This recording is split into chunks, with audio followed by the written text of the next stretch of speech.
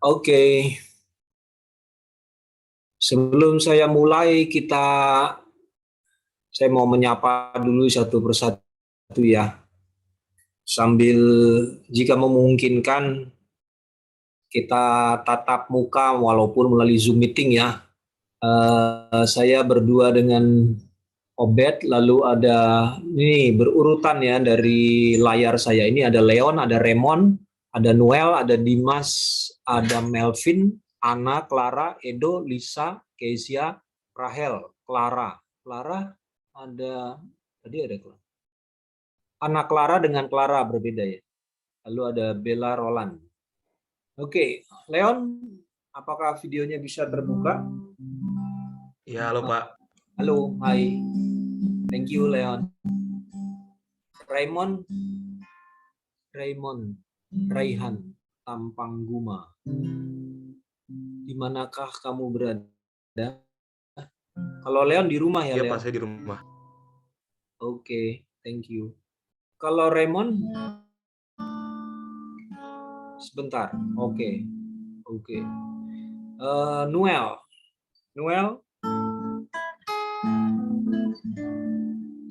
lagi bantu. Oh, oke. Dimas, Gerald,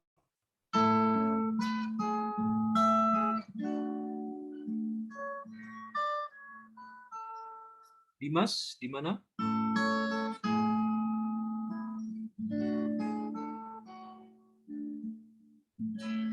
Di jalan kali ya. Kalau Melvin Daniel,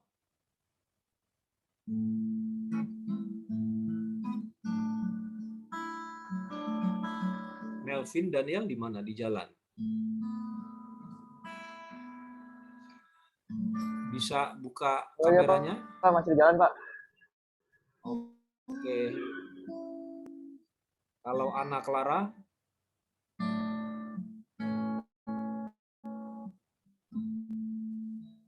Raymond. Hai. Oke. Panggilannya Raymond kan? Iya, Pak. Oke, makasih. Ana Clara? Ana Clara? Lagi di jalan, Pak. Oh, di jalan. Oke. Edo?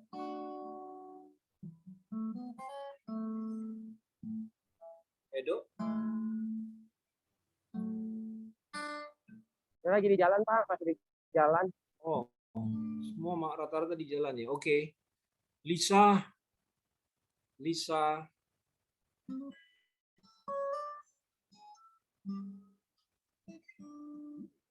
di jalan. Kezia? Oke. Kezia ya, Lisa. Kezia?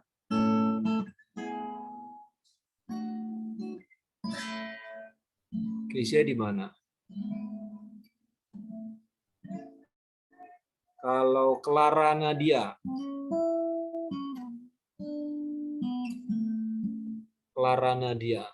Di jalan juga. Shalom. Di warung. Oh, oke, lagi jaga warung. Oke. Kalau Bella Roland?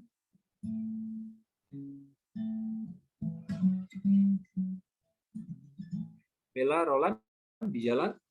Lalu Angel di mana? Rata-rata masih di jalan ya. Jam pulang kantor ya. Pulang kuliah ya. Oke, baiklah. Hari ini apologetik ya, masih dalam tema besar apologetik dengan sesi yang terakhir. Boleh dibuka dulu ininya, apa namanya? Share screen.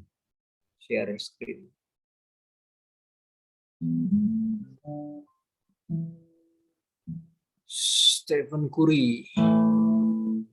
Ada Stephen Curry ya. Itu sengaja menampilkan Stephen Curry apa enggak sengaja? Emang background saya ini doang adanya, Pak. Oh, adanya itu tuh. Bukan karena hobi. Hobi hobi juga, Mas.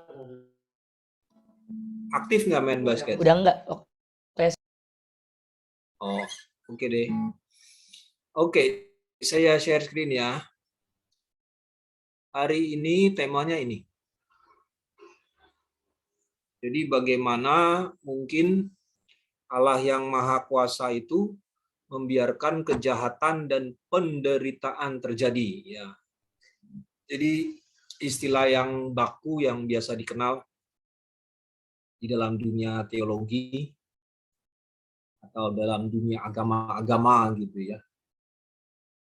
Istilahnya adalah the problem of evil. Jadi memang di dalam pembahasan apologetika, salah satu di dalamnya apologetika adalah dalam berapologetika, salah satu pembahasannya kita membahas tentang the problem of evil. Nah,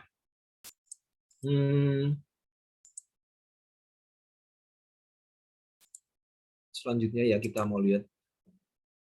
Ini ada 4 proposisi ya. Ada 4 proposisi. Yang pertama kita awali dengan 4 proposisi ini ya. Bahwa Tuhan itu ada, lalu Dia baik dan juga Maha Kuasa. Lalu proposisi yang keempat, selain ada Tuhan, ada juga kejahatan. Kejahatan itu ada. Nah, pembahasan kita mulai dari 3 hal ini ya. Tuhan itu ada, proposisi pertama. Proposisi kedua, Dia baik. Tuhan itu baik. Proposisi yang ketiga, selain baik, Dia juga Maha Kuasa. Lalu yang keempat, ternyata selain Tuhan ada juga yang jahat itu juga ada. Begitu ya. Nah, kita merumuskan persoalannya. Jadi di dalam the problem of evil itu persoalannya apa sih? The problem of evil. Di dalam pembahasan the problem of evil, pembahasannya adalah kira-kira 4 hal ini ya. Pertama-tama, jika Tuhan ada dan Dia menghendaki yang baik, sementara Dia adalah pribadi yang berkuasa, maka dengan kekuasaannya Dia bisa mendapatkan apa yang Dia kehendaki, termasuk kebaikan. Ya kan? Tuhan itu ada. Ya, Tuhan itu ada.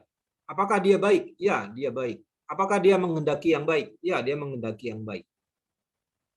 Apakah Dia Maha Kuasa? Ya, Dia Maha Kuasa. Berarti apa yang Dia kehendaki bisa Dia dapatkan. Bisa. Beda dengan kita ya. Kita ini kan nggak Maha Kuasa. Tidak semua yang kita kehendaki itu terpenuhi. Ya nggak? Nggak semua keinginan kalian itu terpenuhi. Kalian mau sekolah di sini, kalian mau sekolah di situ. Kalian menginginkan ini, kalian menginginkan itu. Nggak semuanya tercapai. Kenapa? Karena ya sama kalian dengan saya sama, kita sama. Kita tidak Maha Kuasa. Tidak semua yang kita kehendaki itu terjadi atau kita dapatkan. Berbeda dengan Allah. Allah itu Maha Kuasa. Dan Dia juga baik. Kalian pernah membayangkan nggak? Bisa membayangkan? Tentu bisa membayangkan. Ada pribadi, ada sosok yang Maha Kuasa, tapi dia belum tentu baik. Itu namanya sang diktator. Kalian bayangkan jika sebuah negara dipimpin oleh satu orang yang Maha Kuasa. Raja ya, raja yang berkuasa. Kekuasaannya tunggal. Dia Maha Kuasa, tetapi dia cenderung jahat. Apakah rakyatnya akan sejahtera? Tidak, tidak akan sejahtera. Apakah akan ada damai sejahtera di wilayah negaranya? Sulit mengharapkan damai sejahtera di wilayah seorang raja yang jahat. Sekalipun dia berkuasa, tetapi dia jahat. Ya, akan ada pajak yang tinggi, pemerasan di sana sini, penyerobotan lahan, ya kan? Kalau sang penguasa mau, ya dia ambil aja lahan rakyatnya. Kalian ingat cerita itu ya? Si siapa? Nabi Elia yang rajanya itu raja yang jahat ya. Jadi seorang raja yang powerful, punya kuasa, tetapi tidak baik. Nah, itu mengerikan ya. Sama seperti Tuhan. Tuhan itu baik. Dia maha kuasa dan dia baik. Kalau dia menghendaki kebaikan, maka kebaikan itu bisa terjadi. Nah, lalu poin yang kedua. Jika Tuhan ada dan hanya menghendaki kebaikan, tetapi kenyataannya bukan hanya kebaikan yang ada, kejahatan juga ada, maka itu berarti dia tidak maha kuasa. Karena buktinya kejahatan itu ada. Kalau dia menghendaki yang baik, kenapa yang jahat itu ada? Dari mana yang jahat itu muncul? Berarti dia tidak maha kuasa. Dia tidak bisa mengatur segala sesuatu. Dia tidak bisa mengatur segala sesuatunya menjadi baik. Karena kenyataannya ada kejahatan. Nah, selanjutnya, jika Tuhan ada dan maha kuasa dan kejahatan juga ada, maka Tuhan menghendaki kejahatan itu juga ada. Jadi dia tidak selalu baik. Jadi kalau kenyataannya dia maha kuasa, lalu ternyata ada kejahatan berkeliaran di dunia ciptaan, sebenarnya dia maha kuasa atau tidak? Kalau dikatakan dia maha kuasa, maka berarti dia belum tentu baik. Dia tidak menggunakan kekuasaannya itu untuk mengatur dunia menjadi baik. Mengapa dibiarkan ada kejahatan? Berarti dia tidak selalu baik. Akhirnya, jika Tuhan berarti makhluk yang baik dan maha kuasa, artinya jika dia pribadi yang baik dan maha kuasa, tetapi kenyataannya kejahatan itu ada, maka sebenarnya Tuhan yang maha kuasa dan baik itu sebenarnya tidak ada. Nah, ini the problem of evil ya. Ini yang disebut the problem of evil. Jadi bagaimana? Persoalan itu kemungkinan solusinya ada 5. Ya, berdasarkan sejarah modernisme ya di dunia barat. Kemungkinan solusi yang ditawarkan itu ada 1, ateisme. Ya, ateisme tadi ya mengatakan itu ya. Jadi argumennya orang ateis tadi seperti itu. Kalau Tuhan itu merupakan pribadi yang maha kuasa dan baik, lalu kenyataannya kejahatan itu juga ada, berarti ternyata Tuhan yang seperti itu tidak ada. Itu orang ateis menyangkal proposisi yang pertama. Ini proposisi yang pertama tadi nih. Ateisme menyangkal proposisi yang pertama, bahwa Tuhan itu ada. Lalu, mengapa banyak panteisme di dunia ini? Karena memang kenyataannya panteisme itu menyangkali proposisi yang kedua. Bahwa Tuhan itu baik. Enggak, Tuhan itu enggak baik. Tuhan ya seperti alam ini. Ada pagi, ada petang, ada siang, ada malam, ada terang, ada gelap, ada baik, ada jahat. Itu panteisme. Jadi Tuhan itu enggak selalu baik. Ya, itu orang-orang panteis. Sedangkan naturalisme modern dan politeisme kuno itu menyangkali proposisi yang ketiga ini, bahwa Tuhan itu maha kuasa. Dia itu bukan Tuhan yang maha kuasa. Jadi tidak ada satu sosok yang all powerful, melainkan ada banyak dewa-dewa, yaitu naturalisme modern dan juga sekaligus politeisme kuno. Orang yang percaya kepada teis yang banyak, poli banyak, teis itu Allah. Jadi Allah itu banyak. Jadi ada kumpulan dewa-dewa. Jadi tidak ada satu sosok yang maha kuasa, melainkan banyak dewa. Itu teisme. Nah, kalau yang keempat, kemungkinan solusi yang keempat itu idealisme.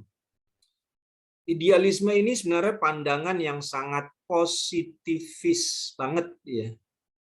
Orang-orang idealis ini menganggap bahwa ini sebenarnya dimulai dari Plato ya, ini pandangan Plato yang baik ya, sebenarnya baik pandangan idealis ini.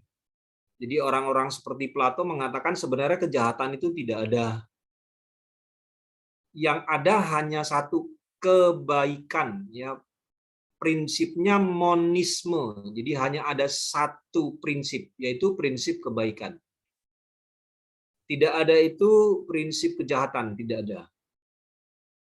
Kejahatan itu sebenarnya hanyalah kebaikan yang tidak sampai.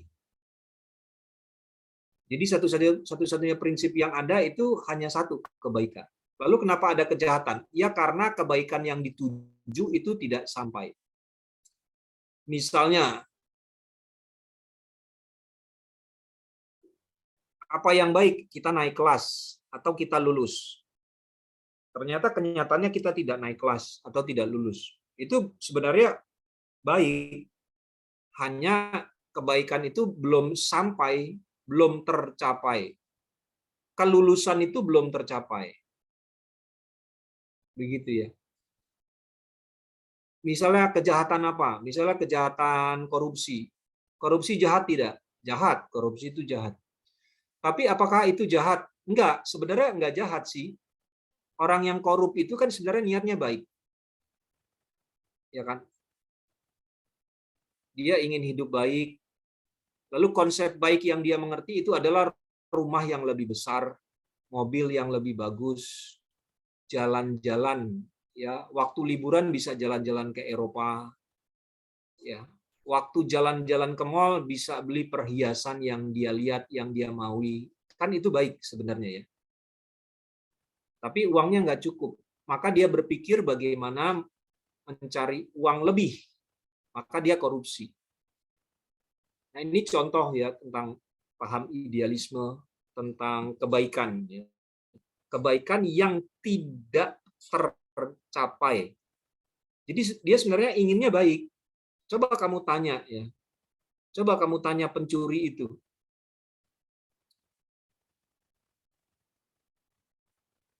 Orang-orang yang mencuri itu kalian pernah kan sering ya. Waktu tahun 2020 kalian ingat gak itu? Ada orang yang mau digebukin di Medan gara-gara dia mencuri makanan. Mencuri jahat nggak? Jahat. Tapi sebenarnya dia mau kasih makan orang rumahnya yang sudah berhari-hari nggak makan. Itu terjadi. Ini kejadian nyata di Medan. Kalau kalian ingat tahun 2020, ada orang yang mencuri. Mencuri jahat nggak? Jahat. Tapi sebenarnya dia nggak jahat. Dia mau kasih makan orang rumahnya. Tapi dia nggak punya uang. Sehingga dia mengambil barang di warung. Bukannya membeli, dia ngambil. Jadi dia nggak jahat, dia baik. Maksudnya mau memberi makan orang-orang di rumah. Tapi kebaikan yang dia tuju itu tidak sampai. Begitu ya. Nah, ini yang dimaksud dengan idealisme. Ya. Sedangkan yang kelima itu teisme tradisional. Jadi ketuhanan tradisional. Jadi ketuhanan tradisional ini mengakui 4 proposisi ini. Ya. Teisme tradisional itu contohnya kekristenan, Muslim, agama Yahudi, Yudaisme, itu yang dimaksud dengan teisme tradisional.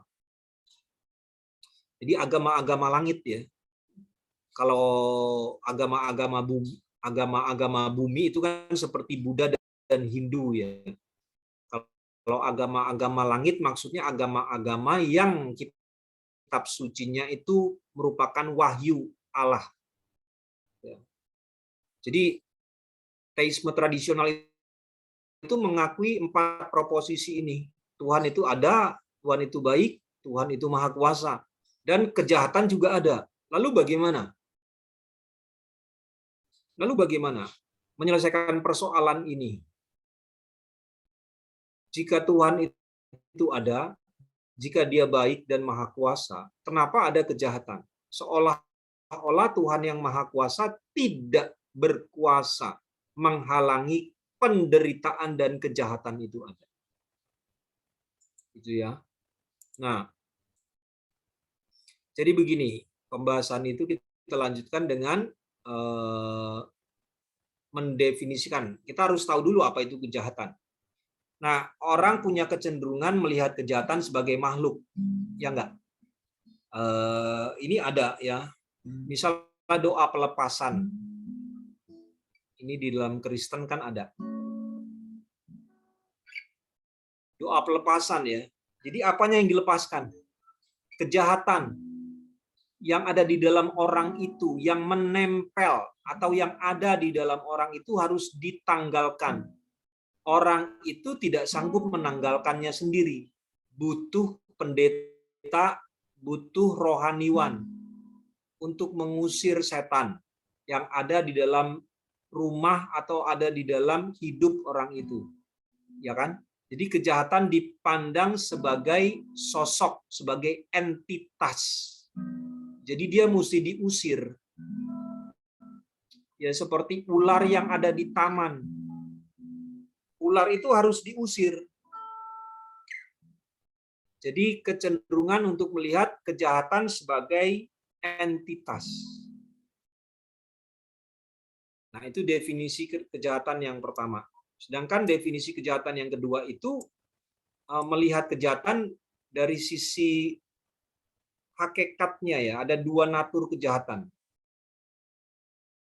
Ada kejahatan fisik dan ada kejahatan moral. Jadi revolusi akhlak ya. Revolusi mental. Kenapa harus direvolusi? Supaya mentalnya jangan jahat. Jadi yang jahat itu bersifat moral, bersifat metafisik. Ada kejahatan fisik, ada kejahatan metafisik. Kenapa orang bertapa? Kenapa orang bertapa? Karena orang melihat ada dua natur itu, ada natur yang jahat dan natur yang baik. Dan natur yang jahat itu bersifat moral, bersifat metafisik ya, yang harus ditanggalkan. Nah, selanjutnya kita melihat pandangan Bapak Gereja Santo Agustinus yang mengatakan kira-kira seperti ini. Kejahatan itu merupakan cinta yang ternoda, kehendak yang rusak. Jadi Agustinus ini pandangannya mirip dengan pandangan idealisme tadi ya, pandangan Plato, yang menganggap sebenarnya kejahatan itu tidak ada. Yang ada adalah cinta yang ternoda. Maksudnya gini, terang dan gelap, yang ada hanyalah terang. Kenapa gelap itu ada? Gelap itu ada karena ketiadaan terang. Jadi kalau terang absen, maka yang ada gelap. Jadi gelap itu ada karena absennya terang. Sama ya, jadi kejahatan itu menurut Agustinus adalah cinta yang ternoda. Yang ada itu sebenarnya cinta, tapi karena ada noda ya, maka cinta itu tidak berfungsi sebagaimana mestinya. Cinta yang rusak atau cinta yang ternoda atau kehendak yang rusak. Jadi seperti kendaraan yang tidak berfungsi sebagaimana mestinya. Itulah kejahatannya. Seperti alat, seperti kendaraan yang rusak, yang tidak bisa berfungsi sebagaimana mestinya. Nah, itulah kejahatan. Selanjutnya, orang menghubungkan kejahatan dengan kejatuhan manusia. Jadi penderitaan dan dosa itu akibat kejatuhan manusia. Menghubungkan dosa dan penderitaan tidak seperti yang dipikirkan kebanyakan orang, mengingat prinsip kesatuan psikosomatis. Nah, psiko itu dari bahasa Yunani ya, psiko itu jiwa, soma itu tubuh. Jadi jiwa dan tubuh itu sebenarnya jadi satu, tidak dipisahkan. Seperti jiwa dan tubuh menjadi satu, demikian juga manusia dengan Tuhan harus jadi satu. Ya kan? Kalau orang terpisah dari Tuhan, maka dia akan menderita. Sama. Kalau tubuh dan jiwa seseorang terpisah, itulah kejahatan. Orang itu akan menderita. Kematian itu kan terpisahnya jiwa seseorang dari tubuhnya, ya kan? Itulah kejahatan, itulah kematian. Jadi kalau tidak ada kesatuan tubuh dan jiwa, orang itu akan menderita. Penderitaan itu hadir ketika tubuh dan jiwa seseorang tidak menyatu. Kalian pernah merasakan nggak? Tidak damai, tidak konsen, tidak fokus. Misalnya ya, tubuhnya di kelas, tapi pikirannya melayang-layang di mana. Ambil contoh yang paling gampang ya. Ambil contoh yang paling gampang. Siapa yang pernah putus pacaran? Ya, Leo.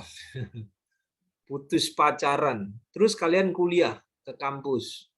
Itu sekalipun badan kamu ada di kelas, tapi mumpung masih fresh baru putus, itu pikiran kamu nggak di kelas loh.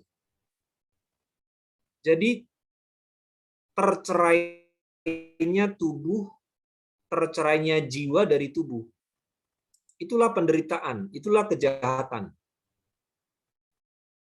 Jadi kalau tubuh dan jiwa kamu nggak kompak, kamu menderita. Tubuh kamu ada di sini, tapi jiwa kamu ada di tempat lain. Nah, itu sebenarnya kamu ciri-ciri orang yang sedang menderita. Atau minimal orang yang sedang bermasalah. Ciri-ciri orang bermasalah itu ya psikosomatis ya. Tubuh sama jiwanya nggak kompak. Misalnya tubuhnya sepakat ikut kelas SOT ini tubuhnya. Tapi jiwanya nggak kompak. Jiwanya memikirkan hal yang lain. Nah, itu kan berarti ada sesuatu ya kan, ada masalah. Itulah awal dari penderitaan, itulah dosa, itulah kejatuhan manusia. Ketika tubuh manusia tidak menyatu dengan jiwanya. Adam dan Hawa secara tubuh badani dia ada di Taman Eden. Taman Eden itu lambang dari persekutuan dengan Allah. Ya kan? Taman Eden itu simbol dari persekutuan manusia dengan Allah. Tetapi ya, jiwanya Hawa terpikat oleh buah terlarang itu. Karena digoda-goda sama iblis ya. Jadi jiwanya terpikat sama sesuatu yang lain selain Allah. Maka jiwanya terpisah, tercerai dari tubuhnya. Tubuhnya ada di dalam Firdaus, ada di dalam persekutuan dengan Allah, tubuhnya. Tetapi jiwanya itu ada lagu ya. Saya lupa lagunya.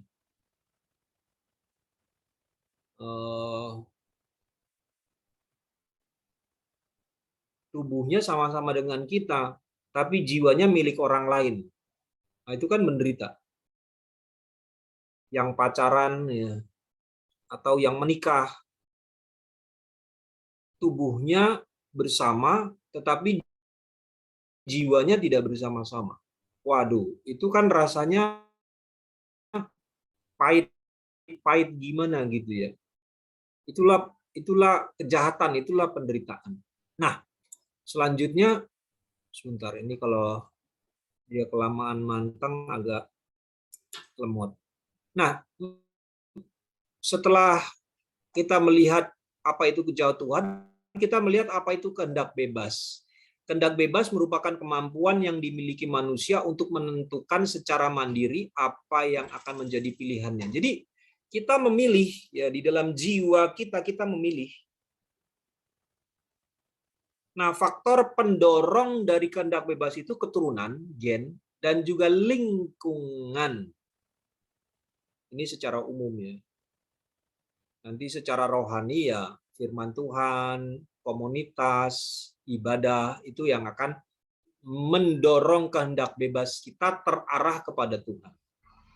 Nah, ini sebagai catatan nanti untuk kita diskusi saja ya, bahwa kehendak bebas itu ada faktor pendorongnya ya, selain faktor rohani ya, ada faktor sosial. Faktor sosial itu maksudnya gen dan lingkungan. Itu yang mempengaruhi kehendak bebas manusia. Nah, selanjutnya mendefinisikan kemahakuasaan. Jadi kita untuk memahami the problem of evil ini, kita tahu Allah itu maha kuasa. Maha kuasa itu apa? Maksudnya maha kuasa itu apa sih? Nah, kemahakuasaan Tuhan merupakan kekuasaannya dalam mengatasi segala sesuatu. Kemahakuasaan sendiri erat kaitannya dengan tak terbatas. Tak terbatas. Oke, ini poin-poin untuk kita diskusi. Nah, persoalannya begini, yang bisa kita menjadi bahan diskusi kita. Segala sesuatu mungkin bagi Tuhan. Mengapa Tuhan tidak menciptakan dunia tanpa dosa? Kalau Allah itu kekuasaannya tidak terbatas tanpa dosa, kenapa Tuhan tidak menciptakan dunia tanpa pohon?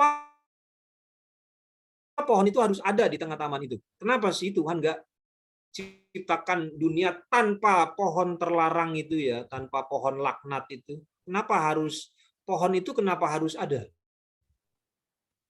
Kenapa Tuhan nggak menciptakan dunia tanpa Taman Eden, tanpa pohon tersebut, tanpa pohon terlarang?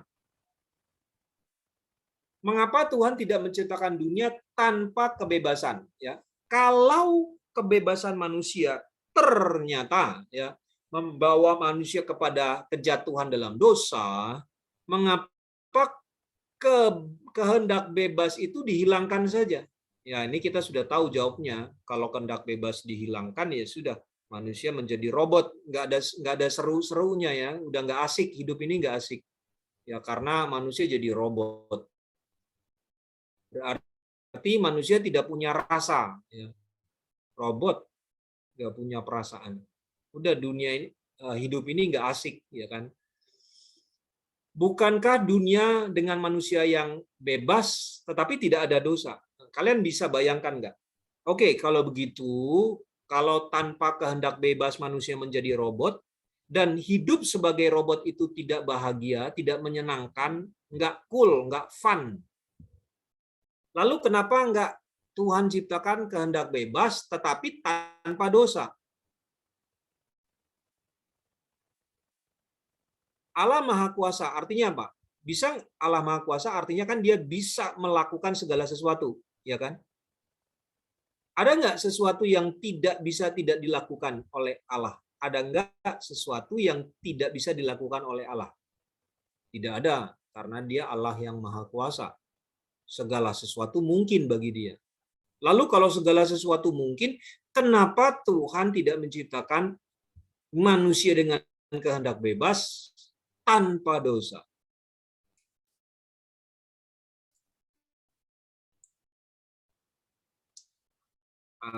Obed mau berkomentar dulu, silakan. Iya, yang mustahil bagi Tuhan itu ada nggak? Ada, Pak. Sebutkan. Yang mustahil bagi Tuhan adalah Allah melanggar tatanannya. Allah berbuat jahat. Jadi dengan kata lain, Allah itu mustahil berbuat jahat. Allah itu mustahil melanggar apa yang sudah ditetapkannya. Karena Allah itu berintegritas. Begitu, Pak. Oke. Jadi Allah itu mustahil berbuat kejahatan. Mustahil berbuat kejahatan karena ada asumsi, karena ada prasyarat kejahatan, ya kan? Ya kejahatannya dihilangkan saja.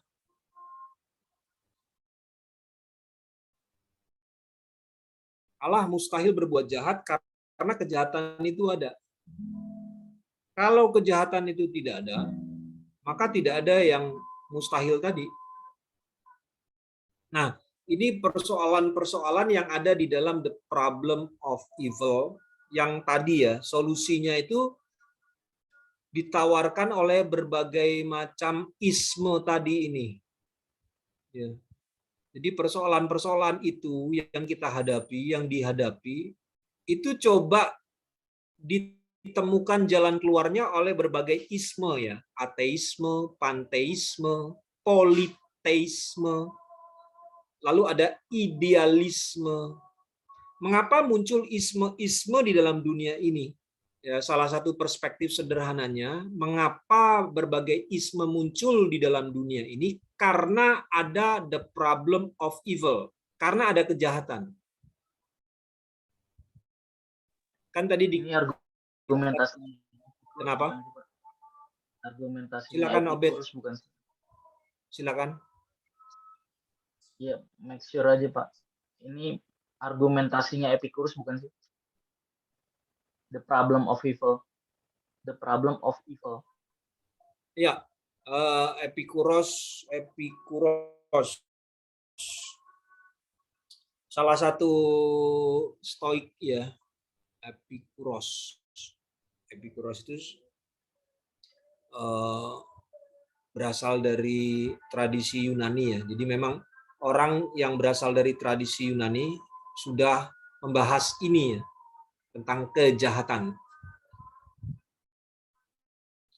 Bisa lebih detail lagi, Obed menyampaikan kalau mungkin.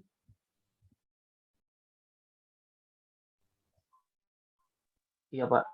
Ini kalau dalam Epicurus ya, disebut sebagai trilema. Ya. Di argumentasinya itu yang pertama, apakah Tuhan mau tapi tidak mampu melenyapkan kejahatan? Kalau iya, berarti dia tidak maha kuasa. Itu yang pertama. Yang kedua, apakah Tuhan mampu tapi tidak mau melenyapkan kejahatan? Kalau iya, berarti dia tidak maha pengasih. Yang ketiga, jika Tuhan mampu dan mau melenyapkan kejahatan, mengapa masih ada kejahatan sampai sekarang? Dan jika Tuhan tidak mampu dan tidak mau melenyapkan kejahatan, kenapa masih disebut Tuhan? Ya. Jadi Epikuros itu salah seorang filsuf yang mengikuti atau meneruskan paham dari Sokrates dan terutama Plato ya. Sokrates dan terutama Plato yang mengungkapkan idealisme tadi, bahwa sebenarnya kejahatan itu tidak ada. Sebenarnya segala sesuatu itu baik. Tapi ketika kebaikan itu tidak sampai, maka terlihatlah seolah-olah sebagai kejahatan. Nah, itu dikembangkan oleh para filsuf Yunani, salah satunya Epikurian itu ya. Dia mengatakan seperti itu. Tuhan sebenarnya mau nggak sih dunia ini baik? Oke, Tuhan mau. Kenapa dia mau? Karena memang dia maha baik. Oke, berarti dia maha baik. Sama seperti tadi ya. Jadi memang itu salah satu Epikuros itu salah satu tokoh filsuf Yunani yang melanjutkan idealisme Plato. Prinsipnya sama, betul. Jadi kalau ditanya apakah prinsipnya sama dengan tadi, betul sama. Karena argumen-argumen itu yang diusung kembali oleh Agustinus. Ya. Jadi di dalam dunia teologi,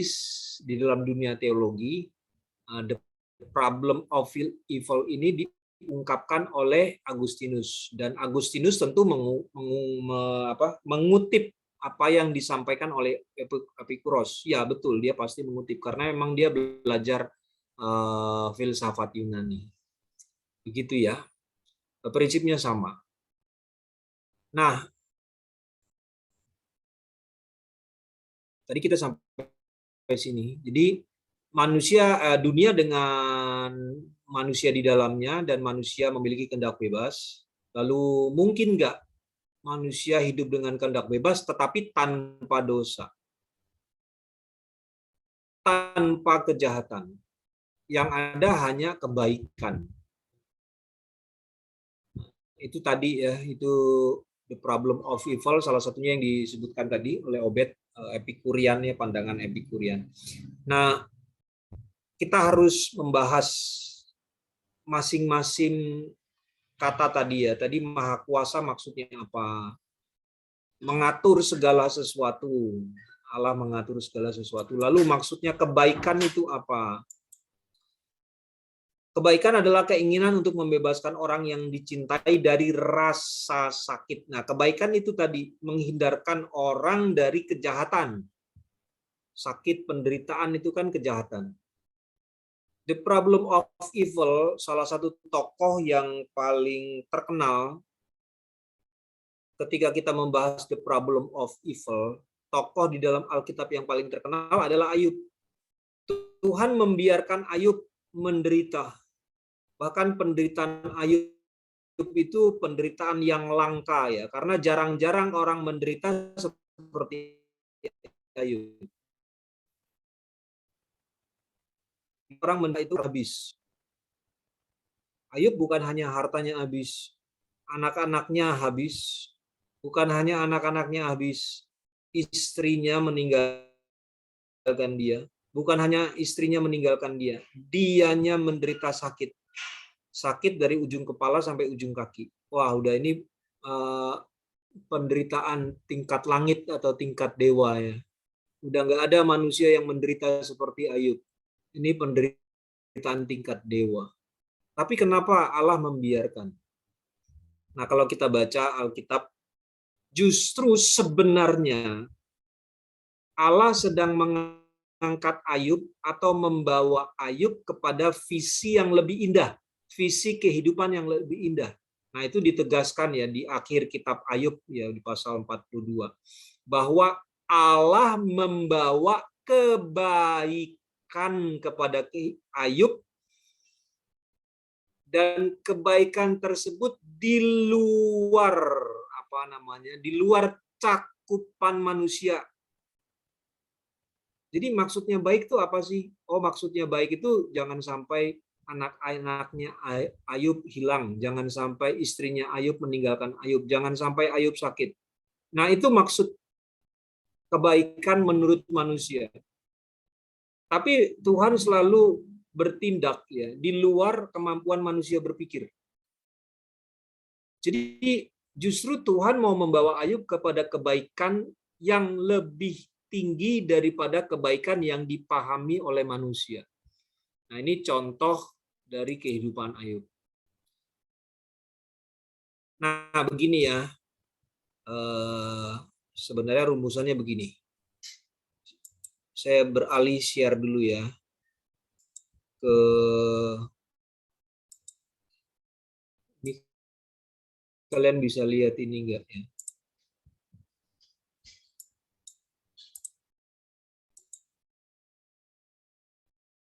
Belum kelihatan. Belum, Pak.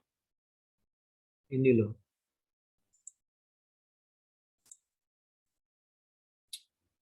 Jadi sebenarnya semua orang menghendaki kebahagiaan, benar nggak? Ya, semua orang mau bahagia, nggak ada orang yang tidak mau bahagia ya. Hanya orang gila yang tidak mau bahagia. Kenapa orang beragama? Ya karena orang mencari kebahagiaan. Kenapa orang bekerja? Karena orang mencari kebahagiaan. Jadi semua orang menghendaki kebahagiaan sejati. Tetapi kenyataannya tidak seorang pun mendapati kebahagiaan yang sejati. Ya enggak? Yang maksudnya bahagia itu apa sih? Punya orang tua. Kalau kita lihat kita di anak-anak sekolah dulu ya, ada anak-anak yang nggak bahagia. Karena kenapa? Karena orang tuanya nggak ada. Atau kalau ada, orang tuanya cuma satu. Orang tuanya cerai. Dia lihat teman-temannya diantar papa mama, sementara dia hanya diantar oleh mama. Papanya nggak ada. Wah, berarti dia nggak bahagia. Berarti konsep bahagia itu punya papa mama. Bagi anak SD ya. Tetapi ketika dia beranjak jadi dewasa, jadi masuk SMA, kebahagiaan memiliki papa mama ternyata terkoreksi. Sekalipun punya papa mama, tetapi kok saya tidak bahagia ya? Nanti itu berlanjut terus. Punya papa mama, tetapi tidak punya rumah ya. Hidup sebagai kontraktor. Tahun ini ngontrak di sini, tahun depan ngontrak di mana gitu ya. Jadi tiap tahun pindah-pindah kontrakan. Sekalipun punya papa mama, tetapi hidup dari kontrakan satu ke kontrakan lain. Wah, itu tidak bahagia. Jadi nggak ada seorang pun yang perfectly happy. Selalu ada spot-spot yang membuat dia tidak bahagia. Oke, punya papa mama, tetapi hidupnya tidak ngontrak. Punya rumah yang settle. Tapi waktu dia kuliah, ketemu temen, yang rumahnya lebih besar dari dia, temannya itu rumahnya saking besarnya di dalamnya ada kolam renang. Waduh, kok hidup saya tidak bahagia ya? Kok teman saya lebih bahagia dari saya ya? Nah, ini kebahagiaan yang selalu berada di horizon, yang selalu berada di cakrawala ya, di kaki cakrawala, yang setiap kali kita berjalan menuju cakrawala, setiap kali itu cakrawala itu bergerak mundur ya. Konsep bahagia itu relatif bagi orang dunia, tapi konsep bahagia orang percaya tidak relatif ya. Ya, itulah yang kita bahas ya. Jadi apa itu kebahagiaan? Kalau kita berbicara tentang bahagia, apa maksudnya bahagia? Jadi kita mendefinisikan bahagia. Kebahagiaan dalam pengertian sederhana adalah perasaan. Jika kita merasa bahagia, apapun situasi kita lah ya. Ya kan? Sekalipun tinggal di rumah kontrakan, sekalipun sebatang kara, tapi kalau kita rasa bahagia, udah, nggak peduli. Situasi kita nggak peduli. Situasi kondisi kita nggak peduli. Karena yang penting apa yang kita rasa, ya kan? Kebahagiaan ini hanyalah fenomena sementara yang hadir, ya kan? Kadang kita rasa bahagia, kadang kita rasa sedih. Jadi kebahagiaan itu sebenarnya perasaan. Itulah sebabnya mengapa kebahagiaan itu selalu bergerak seiring dengan gerak perasaan kita. Kadang-kadang kita senang, kadang-kadang kita enggak. Kadang-kadang kita kangen, kadang-kadang kita benci. Ya enggak? Nah, jadi kebahagiaan itu rasa sebenarnya. Perasaan. Nah, untuk benar-benar bahagia, kita perlu kehilangan banyak kebahagiaan dalam arti yang dangkal. Nah, ini kalian renungkan ini. Semoga kalian mendapatkan sesuatu dari malam hari ini ya. Yang bisa kalian bawa pulang, yang bisa kalian renungkan dalam hidup kalian sendiri, lalu kalian temukan dalam hidup kalian masing-masing. Jadi untuk benar-benar bahagia, artinya bahagia sejati, itu akan tercapai kalau kita kehilangan kebahagiaan yang dangkal. Misalnya, Makan coklat enak nggak? Enak, makan terus, ya. Akhirnya overweight. Justru karena kita overweight, jadi kita kehilangan kebahagiaan sejati. Karena kita jadi nggak sehat. Gitu. Makan makanan enak nggak? Makan makanan enak ya enak lah. Tapi kita harus rela kehilangan kebahagiaan yang dangkal seperti makanan enak ya. Kadang-kadang makanan yang kita makan tuh nggak perlu enak, cukup yang sehat. Dan makanan sehat itu biasanya atau kadang-kadang ya bukan biasanya. Selalu, jangan-jangan selalu ya. Makanan yang sehat itu biasanya nggak enak. Apalagi kalau obat. Yang namanya obat itu pasti nggak enak. Tapi yang namanya obat itu menyehatkan. Ya kan? Nah, jadi ada kebahagiaan-kebahagiaan kecil yang mesti kita relakan berlalu demi kita mendapatkan kebahagiaan yang sejati. Nah, nanti ini kalau diteruskan menjadi prinsip pikul salib ya. Ini kalau diteruskan menjadi prinsip pikul salib. Oke, tapi kita sedang tidak berbicara tentang pikul salib, kita sedang berbicara tentang the problem of evil. Jadi kenapa sih itu ada kejahatan? Oh, kejahatan itu ada karena kebaikan hilang. Nah, berarti kita mesti mencari kebaikan sejati. Yang baik itu adalah kalau manusia itu bahagia. Nah, itu prinsip-prinsip yang ada di sekitar kita. Jangan lupa bahagia, ya kan? Orang-orang kan suka mengatakan itu kan, jangan lupa bahagia. Karena itulah kebaikan yang sejati. Nah, sedikit lagi ya. Tuhan telah berkomitmen untuk menciptakan dan menopang kita yang menggunakan karunia kebebasan untuk menyakiti orang lain dan membenci Tuhan sendiri. Nah, ini kalimat agak membingungkan. Jadi maksudnya gini, justru dengan kehendak bebas yang Tuhan ciptakan, kehendak bebas itu bisa digunakan untuk menyerang Tuhan atau menyerang sesama. Jadi seolah-olah kehendak bebas yang Tuhan ciptakan itu menjadi bumerang buat Tuhan. Maksud Tuhan memberikan kebebasan kepada manusia supaya manusia hidup baik di tengah-tengah ciptaan, tapi justru karena kehendak bebas yang Tuhan berikan kepada manusia, kebaikan di dunia menjadi hilang. Karena dengan kebebasan manusia menyakiti sesamanya dan membenci Tuhan. Nah, kira-kira seperti itu. Obed, ada yang mau ditanya? Ini berarti seharusnya neraka itu nggak ada ya? Kalau melihat dari arti pemeliharaan dan kebebasan itu, kan Tuhan telah berkomitmen untuk menciptakan dan menopang karunia kebebasan untuk menyakiti orang lain dan membenci Tuhan sendiri. Kalau Allah sudah berkomitmen untuk menciptakan dan menopang, semestinya kan nggak ada neraka, Pak.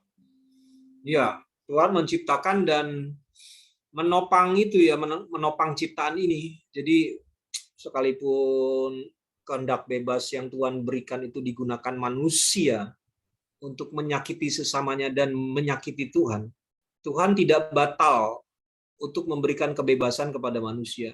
Tuhan tetap dengan konsep itu, dengan konsep kehendak bebas itu, tetap itulah yang baik menurut Tuhan. Tapi kalau begitu kenapa ada surga dan neraka? Surga dan neraka adalah implikasi atau konsekuensi dari pemeliharaan Tuhan itu loh. Tuhan tetap memelihara dunia sekalipun dunia ini sudah menjadi rusak. Dan kerusakan dunia ini akibat kebebasan manusia. Tuhan tetap komit dengan konsep itu, tetap. Tapi implikasi dari komitmen Tuhan itu adalah surga dan neraka. seperti kata orang ya, di film-film itu banyak ya, pada akhirnya kebaikan akan menang. Nah, kebaikan akan menang kalau kebaikan itu yang memerintah. Kebaikan yang memerintah itu mensyaratkan kejahatan diisolasi. Nah, itu konsep penjara kan. Kejahatan diisolasi supaya kebaikan terpelihara. Nah, konsep tentang penjara itulah yang nanti ujungnya surga dan neraka. Artinya neraka menjadi isolasi mutlak ya, isolasi permanen. Karena penjara di dunia ini kan tidak permanen ya, ada suatu saat orang itu pasti keluar dari penjara ya. Entah itu masa berlakunya, misalnya di penjara 17 tahun, ya setelah 17 tahun dia keluar penjara. Tapi bagaimana kalau di penjara seumur hidup? Ya minimal setelah dia mati, dia nggak di penjara lagi, dia keluar dari penjara gitu ya. Itu penjara non permanen ya. Kalau yang permanen itu kan neraka. Ketika pemeliharaan Tuhan mengimplikasikan kejahatan itu harus diisolasi. Di mana? Ya di neraka. Jadi justru konsekuensi dari pemeliharaan Allah itulah hadir surga dan neraka. Pemeliharaan dan kebebasan. Jadi hubungan pemeliharaan Allah dan kebebasan yang Allah berikan kepada manusia. Begitu ya Obed ya. Saya lanjut dulu. Aplikasi praktis. Oke, ini terakhir. Jadi kejahatan dosa dapat terjadi di mana saja. Atau lebih lengkap, di mana saja dan kapan saja. Walau seperti itu, walaupun demikian, Tuhan tetap mengasihi kita semua lewat kematiannya di kayu salib. Jadi kematian Kristus di kayu salib itu merupakan komitmen Tuhan untuk memelihara kebaikan hidup manusia. Sekalipun ada kejahatan, tetapi kejahatan itu diminumnya, diserap oleh Tuhan. Jadi segala kejahatan itu ditanggung Kristus di atas kayu salib. Supaya manusia berhak menerima apa yang baik dari Tuhan. Bukan apa yang jahat, apa yang baik. Kalau manusia menggunakan kehendak bebasnya seiring dengan maksud penciptaan manusia, yaitu manusia imago Dei, segambar serupa dengan Allah. Begitu ya. Nah, ini implikasi praktisnya. Oke, sampai di sini. Selanjutnya silakan kalau ada diskusi, ada yang mau bertanya. Obed, ada pertanyaan atau ada komentar? Silakan. Ya, tadi ada satu pertanyaan yang terlewat, Pak. Saya sudah ketik di kolom chat. Saya bacakan ya Pak. Apakah kebahagiaan dalam Tuhan itu permanen? Ini terlepas dari konsep teologis ya Pak ya. Tapi nanti boleh juga jawab dengan konsep teologis. Apakah kebahagiaan dalam Tuhan itu sifatnya permanen? Sementara perasaan manusia itu penuh dinamika. Iya. Apakah permanen? Jawaban sederhana dan jawaban kompleks. Tapi tidak bisa maaf Pak, saya potong sebentar Pak. Iya. Tapi itu nggak bisa berdiri sendiri Pak. Jadi pertanyaan itu ada nggak bisa dipisah tapi harus bareng gitu. Kalau kebahagiaan Tuhan itu permanen, sementara perasaan manusia itu penuh dinamika, nanti pertanyaan yang utama sebetulnya apakah ada kebahagiaan yang sejati? Oke. kita bahas pertanyaan itu ya. Eh, seperti tadi ya, jawab kebahagiaan itu sebenarnya kan adalah perasaan itu sendiri ya. Jadi kebahagiaan dan perasaan itu sebenarnya satu hal. Itu bukan dua hal yang terpisah. Itu jawaban sederhana tadi ya.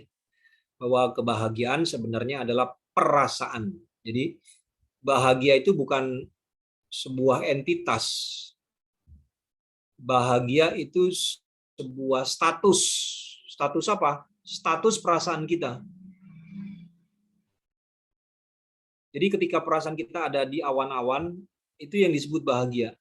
Tapi ketika perasaan kita terjerembab ke lembah, itulah penderitaan dan duka. Itulah kejahatan. Jadi kebahagiaan itu merupakan status dari perasaan kita. Nah, itu jawaban sederhana tadi ya dari yang ada di slide. Kebahagiaan itu perasaan. Bagaimana dengan kebahagiaan yang di Matius 5? Berbahagialah, berbahagialah, kan gitu kata Tuhan Yesus. Nah, di Matius 5 itu sebenarnya kesimpulan ya. Tuhan Yesus mau memberikan simpulan-simpulan. Ini loh, kalau kamu mau berbahagia begini, begini, begini, begini. Artinya, kebahagiaanmu itu berbeda dengan kebahagiaan orang dunia. Atau kita baca dulu ya, biar jelas. Bentar, saya bacakan dulu Matius. Ucapan bahagia, Matius 5. Berbahagialah orang yang miskin, lalu berbahagialah orang yang duka cita, lalu berbahagialah orang yang lemah lembut, lalu berbahagialah orang yang lapar dan haus, lalu berbahagialah orang yang murah hatinya, lalu berbahagialah orang yang suci hatinya, lalu berbahagialah orang yang membawa damai, berbahagialah orang yang dianiaya. Berbahagialah kamu kalau kamu dicela dan dianiaya. Ini kalau kita baca, ini sebenarnya begini, mau ngomong begini loh. Kebahagiaanmu itu berbeda dengan kebahagiaan orang dunia. Karena yang namanya lapar itu tidak bahagia. Yang namanya dianiaya itu tidak bahagia. Tapi Tuhan bilang berbahagialah orang yang lapar dan haus. Berbahagialah orang yang dicela dan dianiaya. Orang dunia mengatakan kalau kita tercela, kalau kita dianiaya, mana bisa kita bahagia. Tuhan bilang bisa. Nah, jadi kesimpulannya itu ya. Bahagianya orang percaya itu berbeda dengan bahagianya orang dunia. Jadi kalau orang dunia bahagianya itu dapat yang cewek ya, dapat cowok ganteng, yang cowok dapat cewek cantik, bahagia. Enggak kayak gitu. Kamu enggak kayak gitu. Kalau kamu anak Tuhan, kalau orang percaya, kamu enggak kayak gitu bahagianya. Beda. Oh, kalau bahagia itu kalau kita kerja di perusahaan bonafit, perusahaan besar, perusahaan terkenal dengan gaji besar, itu baru kita bahagia. Kata Tuhan, enggak. Bahagia kamu kalau kamu percaya kepadaku, bahagia kamu enggak gitu caranya. Oh, bahagia itu kalau kita bisa jalan-jalan tiap tahun, tiap liburan kita jalan-jalan ke luar negeri. Itu barulah bahagia. Tuhan bilang enggak kayak gitu bahagia. Bahagia kamu enggak kayak gitu. Kalau kamu percaya kepadaku, kalau kamu mau mengikut aku, enggak kayak gitu bahagiamu. Nah, seperti itu ya dari Matius 5, pelajaran dari Matius 5. Jadi Matius 5 mau mengajarkan tentang kebahagiaan kepada kita. Bahwa kebahagiaan kita itu bukan seperti orang dunia. Jadi kita lihat aja, orang dunia bahagia kalau apa? Orang dunia bahagia kalau apa? Nah, kita pasti bukan kayak gitu. Gitu ya. Kenapa? Keinginan Tuhan itu Kenapa? kebahagiaan orang dunia. Kenapa Obed? Kurang jelas. Tadi saya jawab, kan Pak Jenis tanya, kebahagiaan orang dunia itu apa? Keinginan mata, keinginan daging, gangguan hidup. Ya, Gitu. iya, bisa. disimpulkan di 1 Yohanes 2 itu tadi? Bisa. Jadi terkait pertanyaan tadi, sebetulnya ada nggak sih yang permanen? Kalau Matius tadi kan bicara konsep bahagianya yang beda. Nah, Nah, sementara pertanyaan ini kan, apakah kebahagiaan dalam Tuhan itu sifatnya permanen, Pak? ya, Sementara perasaan manusia itu kan berubah. Tadi Pak Junus juga sempat kasih clue kalau perasaan itu, bahagia itu bukan entitas, tapi status ya, Pak ya. ya. Jadi kalau ditanya permanen atau tidak, bahagia kita permanen. Tapi kan perasaan kita dinamis. Ya, betul. Makanya perasaan kita yang berdinamika itu jangan dibiarkan dia memimpin jalan. Tapi biarkanlah Tuhan yang memimpin jalan kita. Maka bahagia kita akan permanen. Kalau kita mengikuti dinamikanya perasaan kita, di saat itulah kebahagiaan kita tidak permanen. Ketika kita membiarkan perasaan kita yang menuntun jalan kita. Makanya dalam konseling pernikahan itu ya ada arahan praktis. Jangan membuat keputusan ketika kamu marah. Sebenarnya bukan hanya orang nikah ya, orang tidak nikah juga, siapapun dimanapun. Jangan kamu buat keputusan kalau lagi kamu marah. Yang pacaran gitu ya. Wah, kalau lagi marah, wah, bawaannya pengen apa? Putus ya. Nanti kalau udah putus baru nyesel. Nah, kira-kira seperti itu ya. Nanti kalau kalian punya anak-anak rohani, kamu ajarin mereka, jangan buat keputusan kalau kamu lagi marah. Papa jahat, mama jahat. Jangan buat keputusan kalau lagi kamu marah. Saya mau minggat aja, saya mau keluar dari rumah. Kenapa? Karena lagi marah sama papa mama. Jangan ngambil keputusan kalau lagi marah. Jadi kalau kamu lagi marah, jangan ngambil keputusan, diem aja dulu. Nanti kalau kamu sudah tenang, baru ambil keputusan. Karena kenapa? Karena perasaan kita nggak permanen, naik turun. Kadang-kadang kita seneng, kadang-kadang kita sedih. Ya itulah kalau kita membiarkan perasaan kita memimpin jalan. Tapi biarkanlah Kristus yang memimpin jalan kita. Maka kebahagiaan kita akan permanen. Dan itu pasti. Gitu ya, Bet. Kalian nanti kasih tahu ke anak-anak rohani kalian. Bimbing mereka. Supaya bahagia mereka permanen. Caranya bagaimana? Biarkan Kristus yang memimpin jalan. Jangan perasaan kita yang memimpin jalan. Aduh, saya lagi sakit hati. Ya udah, jangan buat keputusan apa-apa kalau kamu lagi sakit hati. Saya lagi marah. Ya udah, marahlah. Tapi jangan buat keputusan kalau kamu lagi marah. Begitu ya, Bet. Yang lain apakah ada pertanyaan? Silakan. Ini banyak banget nih. Masa cuman Obed yang nanya? Leon, ada pertanyaan kah? Saya Waktunya belum. 10 menit lagi. Oh, belum. Ya udah. Oke. Yang lain. Angel mana Angel? Angel udah nggak ada ya. Robertus Rufus, di manakah kamu berada? Robert, panggilannya Robert. Rufus, Pak. Rufus. Noel, apakah ada pertanyaan?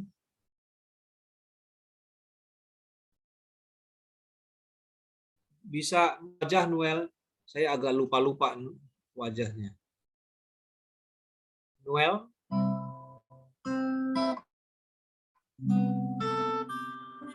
Apakah ada pertanyaan?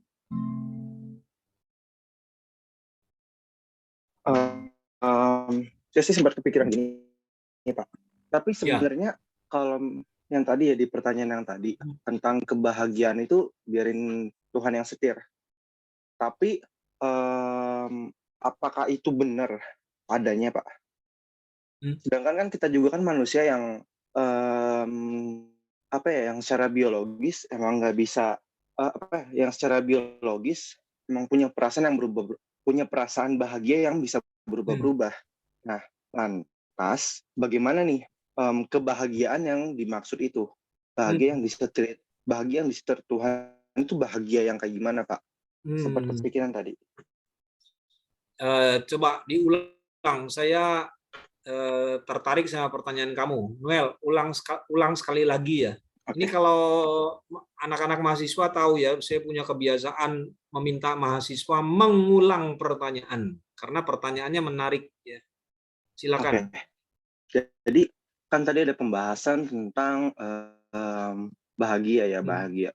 Bahagia itu ya bahagia yang abadi, bahagia yang terus-terusan kayak gitu kan. Nah, sedangkan kalau misalnya dalam konsep biologis manusia, dalam konsep biologis manusia itu dari segi hormon aja kan naik turun gitu. Nah, lantas bahagia yang dimaksud itu bahagia yang seperti apa sih, Pak? Bahagia yang terus-terusan itu. Bahagia yang disetir oleh Tuhan. Oke. Bahagia yang terus-terusan, yang permanen itu bagaimana sih? Bahagia yang disetir oleh Tuhan. Waduh, bagus banget nih. Saya cuma tertarik ya karena Noel menghubungkan bahagia dengan faktor biologis. Noel kerja apa kuliah? Masih kuliah, Pak. Kuliah di fakultas apa? Sistem informasi. Oh, wow. Tadinya saya pikir kamu di bidang psikologi atau apa ya? Karena memang secara psikologi atau secara bukan psikologi apa? Neuroscience ya. Psikoanalisa juga ya, bahwa kebahagiaan itu tergantung hormon. Kebahagiaan itu hormonal loh, secara biologis ya kan. Kalian pasti sudah sering dengar lah dopamin ya kan. Dopamin, serotonin, endorfin, itu hormon-hormon bahagia. Jadi kita merasa senang, merasa happy, merasa bahagia kalau otak kita ini loh melepaskan hormon-hormon tersebut, hormon dopamin, serotonin, endorfin. Jadi kebahagiaan itu sebenarnya hormonal. Kalau tadi di slide kebahagiaan itu sebenarnya rasa atau perasaan. Nah, ini berkembang lagi nih. Makanya kalau kita diskusi bagusnya begitu ya. Diskusi itu pembahasan yang disampaikan oleh pemateri bisa berkembang jauh ya karena ada forum diskusi. Begitu ya Noel ya. Jadi memang kebahagiaan itu sebenarnya biologis kok. Ini orang dewasa semua ya. Ada nggak yang 17 tahun di bawah? Di bawah 17 tahun? Nggak ada ya? Oke. Teman saya yang kuliah di Jerman cerita, jadi kalau anak-anak muda di sana kan merasa nggak bahagia gitu, stres, depresi. Lalu mereka pergi ke psikolog atau ya ke psikolog. Tahu nggak? Sama psikolognya disuruh apa? Ya udah kamu cari lah, kan cowok ya. Kamu cari perempuan, lalu kamu berhubungan seks ya. Nanti kamu pasti bahagia. Kira-kira seperti itu ya, saya bahasakan seperti itu. Udah, bisa depresinya bisa hilang, rasa tidak senangnya itu bisa hilang. Karena bersifat biologis kebahagiaan. Nah, makanya kita harus menjawab pertanyaan Noel tadi.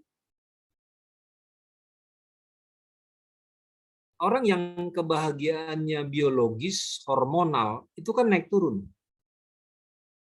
Karena otak kita itu nggak 24 jam memproduksi dopamin itu, nggak 24 jam. Serotonin, endorfin itu nggak 24 jam dilepaskan oleh otak. Lalu yang permanen itu bagaimana? Yang permanen itu seperti Mazmur 1. Ya, saya baca ya. Mazmur 1 sebentar. Mazmur pasal 1. Ini saya jamin bahagiamu akan permanen. Mazmur pasal 1 ayat 1 sampai 3. Berbahagialah orang yang tidak jalan menurut orang fasik, yang tidak berjalan menurut nasihat orang fasik, yang tidak berdiri di jalan orang berdosa, yang tidak duduk dalam kumpulan pencemooh, tetapi yang kesukaannya ialah Taurat Tuhan dan merenungkan Taurat itu siang dan malam. Ini jawabannya Noel. Bagaimana supaya kebahagiaan kita permanen? Sebenarnya pertanyaan Noel itu lanjutan dari pertanyaan Obed tadi ya. Ini rahasianya Noel, supaya bahagia kita permanen. Jangan ngikutin nasihat orang fasik. Jangan berdiri di jalan orang berdosa. Jangan duduk di kumpulan pencemooh. Tetapi lebih baik kesukaannya ialah Taurat Tuhan, yang merenungkan Taurat itu siang dan malam. Makanya tadi kan saya udah bilang ya, pokoknya kalau orang dunia berbahagia, itu bukan cara kita. Cara kita orang percaya itu bahagianya seperti orang geeks ya. Orang-orang dunia bilang itu geeks. Sukanya baca Alkitab, renungkan ayat, renungkan firman Tuhan. Memang jadi aneh memang. Karena orang sukanya jalan-jalan, kita sukanya baca Alkitab. Orang sukanya liburan, kita sukanya PA. Kan aneh kan? Jadi aneh memang. Tapi kalau kita mau permanen bahagia kita ya seperti itu. Kesukaannya ialah Taurat Tuhan dan merenungkan Taurat itu siang dan. Oke, sampai di situ dulu Noel. Apakah bisa dipahami atau masih ada ganjalan? Silakan kalau masih mau ditanya. Noel.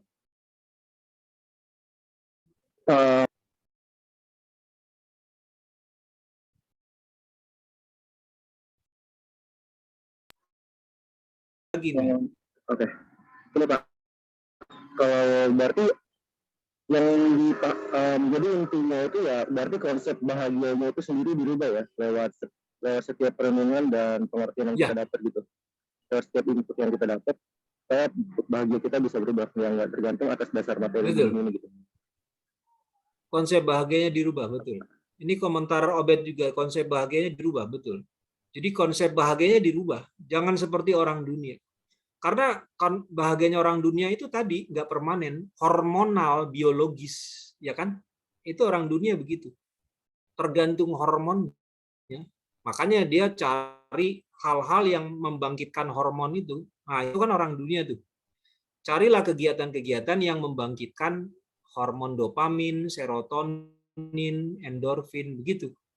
Nah, kita jangan begitu. Kita rubah. Oke, mantap Noel ya. Clara, how are you? How are you? Do you have any question? No. Do you understand what we are talking about? Okay. Can you give a statement more, your opinion about our topic today? Silakan. Clara atau Nadia? Clara, Pak. Clara, bisa apa yang kamu dapat hari ini? Silakan.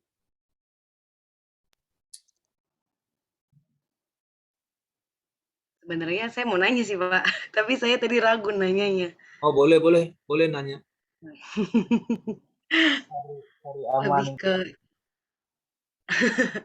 Lebih ke ini sih, Pak. Dari Bapak ada nggak kayak tips gimana sih supaya tadi kan untuk bisa punya bahagia permanen itu kan konsepnya dirubah ya.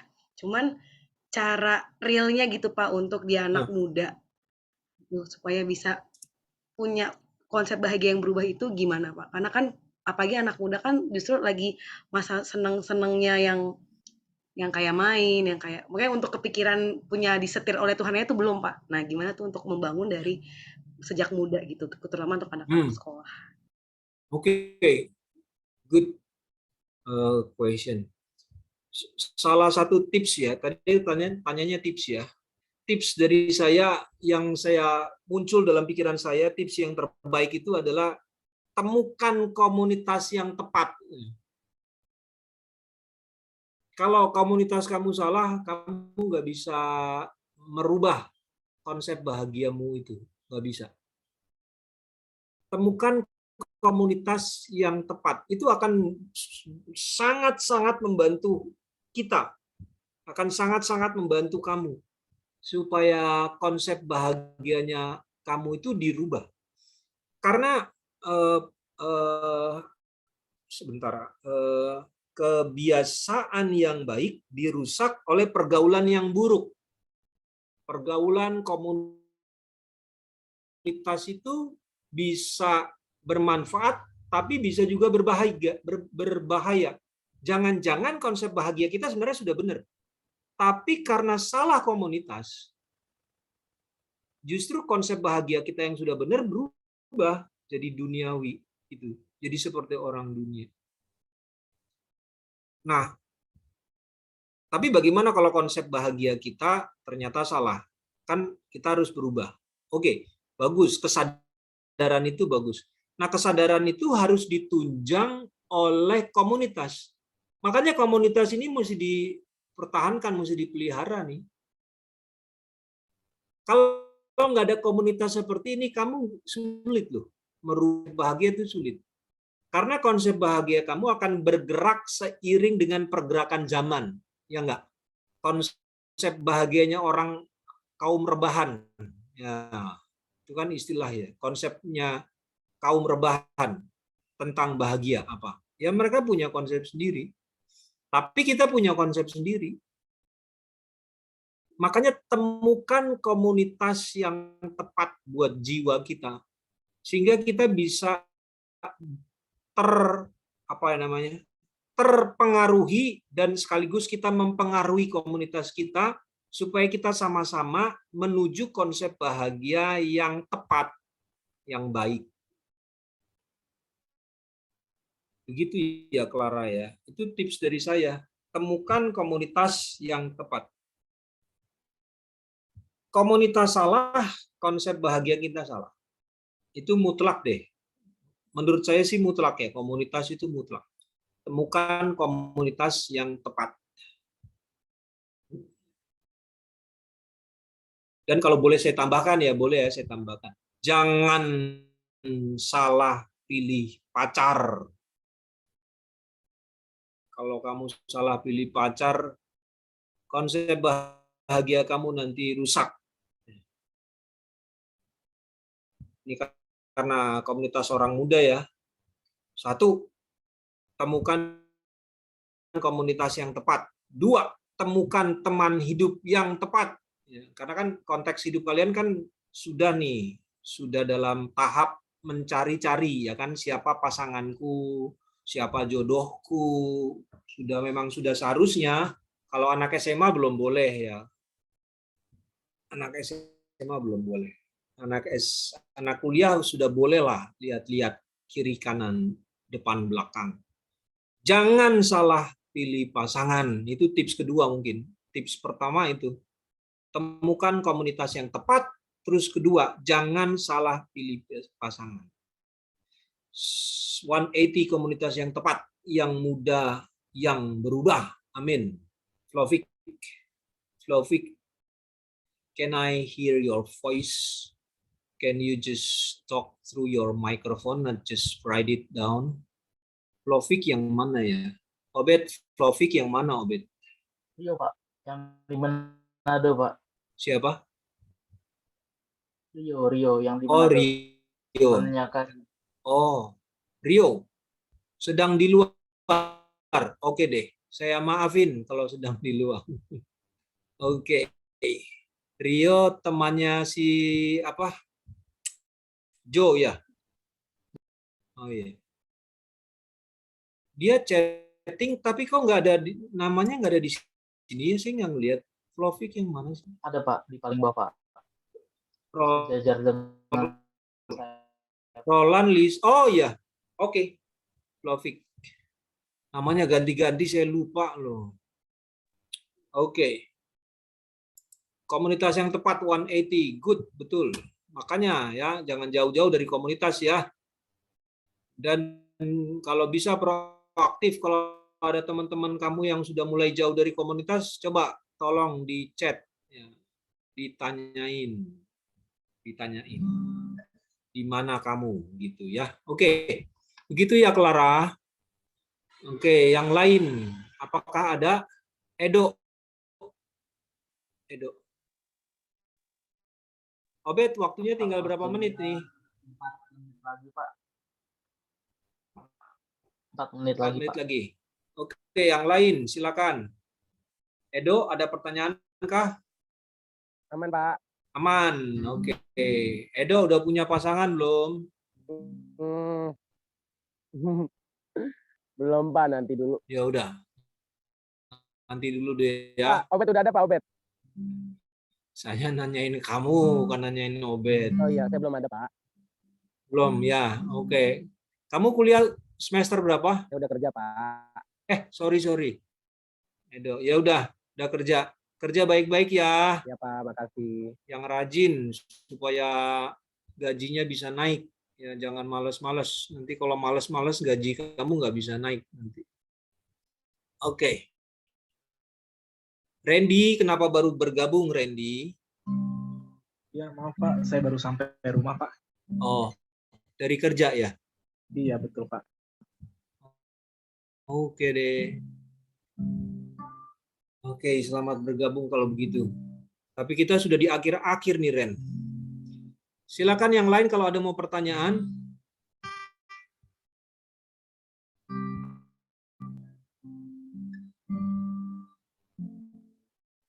Adakah? Kalau tidak ada, kita tutup saja. Obed, Noel, ada pertanyaan, Noel? Nggak ada sih, Pak. Cuman karena waktunya nggak lama. Nah, itu dia. Oke deh. Oke.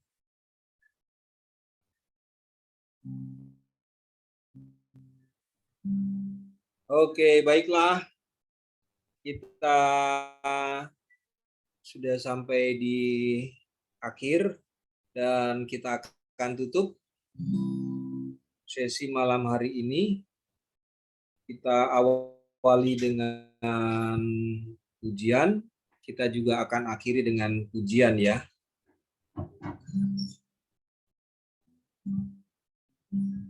Mari kita akhiri sesi malam hari ini dengan sebuah pujian.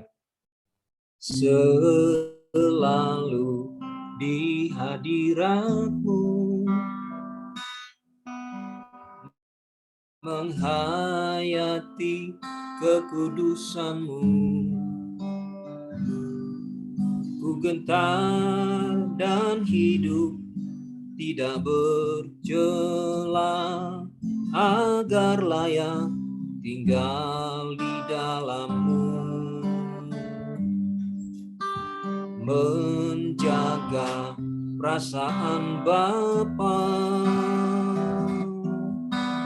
pelayanan yang sesungguhnya, setiap langkah dalam hidupku sesuai pikiran perasaanmu, selalu di hadirat-Mu menghayati kekudusan-Mu, ku gentar dan hidup tidak bercela, agar layak tinggal di dalam-Mu, menjaga perasaan Bapa, pelayanan yang sesungguhnya, setiap langkah dalam hidupku sesuai pikiran perasaanmu. Ku mengasihimu, ku menghormatimu. Engkau satu-satunya harta milikku, berharga di hidupku. Kau yang ku rindukan, Kau yang ku nantikan. Bila ku boleh datang memandang wajah-Mu, Tuhan. Ku mengasihi-Mu, ku menghormati-Mu. Engkau satu-satunya harta milikku, berharga di hidupku. Kau yang ku rindukan, Kau yang ku nantikan. Bila ku boleh datang memandang wajah-Mu, Tuhan. Bila ku boleh datang memandang wajah-Mu, Tuhan.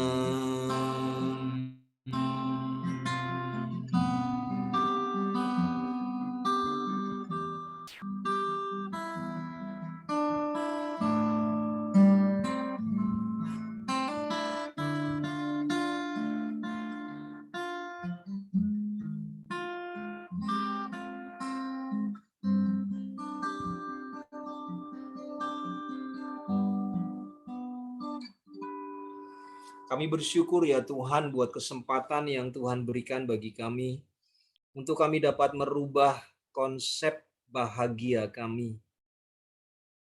Sehingga yang kami rasakan bukan hanya kejahatan, tidak hanya kejahatan dunia ini, bahkan sama sekali bukan kejahatan dunia ini yang kami rasakan, tapi cinta-Mu, kebaikan-Mu yang kami kecap. Engkau satu-satunya harta milik kami yang paling berharga dan satu-satunya yang berharga. Engkau yang kami nantikan, Engkau yang kami rindukan. Tuhan, kami mau merubah konsep bahagia kami, agar kebahagiaan kami boleh permanen, menetap, dan abadi. Terima kasih Bapa di surga, berkatilah persekutuan 180 komunitas ini. Biar melalui komunitas ini Tuhan, Engkau bergerak melalui anak-anak muda-Mu yang militan, yang sungguh-sungguh mau ikut Engkau. Pakai kehidupan mereka, ubah hidup mereka Tuhan. Engkau yang menjadi penjamin bagi masa depan mereka. Sementara mereka menjalani masa muda mereka, mereka boleh menjalaninya dengan kesungguhan hati untuk mencari Tuhan, untuk merenungkan firman-Mu siang dan malam, sehingga kebahagiaan mereka boleh menetap di dalam Kristus Yesus. Terima kasih Tuhan, jagai kehidupan kami masing-masing pribadi, jagai kehidupan keluarga kami. Tuhan tolong sertai dalam kuliah kami, dalam pekerjaan kami, dan masa depan kami sesungguhnya Tuhan sudah pegang, Tuhan yang jamin. Di dalam nama Tuhan Yesus Kristus kami mengucap syukur buat persekutuan pada saat malam hari ini. Berkati juga sesi-sesi minggu-minggu berikutnya Bapa. Biar Tuhan tetap menyertai kami. Di dalam nama Tuhan Yesus Kristus kami berterima kasih. Amin. Amin.